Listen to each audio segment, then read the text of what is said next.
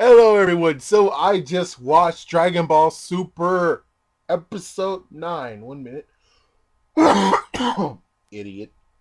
But anyways, so, of course, there's already something that well, because of Resurrection of F, they had just said something, and they said something in Battle of the Gods, and then in the second one, which just called Resurrection of F, they kind of broke what they said, which is kind of like, what the frick. And then now in episode 9, they kind of broke what they said, but in the other hand, it's kind of like they can actually, it's a technicality of how it's like, no, they didn't.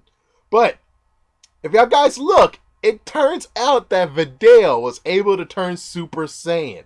That's right. In this episode, Videl was able to turn Super Saiyan. Most likely it's just because she was embodying the Saiyan blood that was inside of her because she's holding Pan. And, well, she was able to turn Super Saiyan, which is one thing that never can happen. Never ever can happen. Of course, she's human, so that means that truly can't happen. But she was able to turn Super Saiyan due to having her daughter inside of her.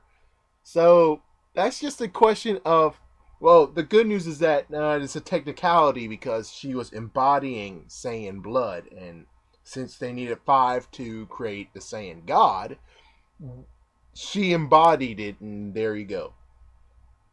So that's not really actually making a female Super Saiyan. Yeah, they still haven't done it yet, but technically they did. Technically they just did, but there's a technicality of that.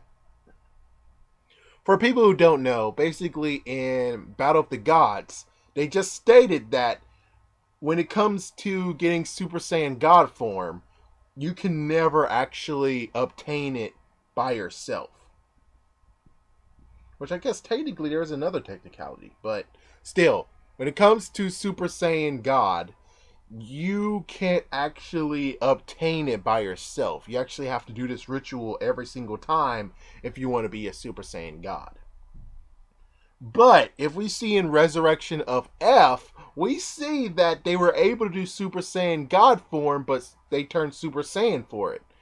So the technicality would be this. It's the fact that when it comes to the regular plain Super Saiyan God form, they're not able to actually obtain it by themselves. But apparently, if they do Super Saiyan God form, then they're able to obtain it by themselves, which hopefully this series will actually show how in the freaking world did they do that. Which that was kind of what I was hoping, is that this series actually would just start off after Battle of the Gods and go all the way to the second movie, and then after they go to the second movie, then they skip after the second movie and continue on with the story until the third movie is released. That's kind of like what I hope to see. So, looks like in episode 10, we actually will get to see the fight between Lord Beerus and Super Saiyan God Goku. I can't wait for it, I guess. Anyways, thank you for watching, and stay tuned for more.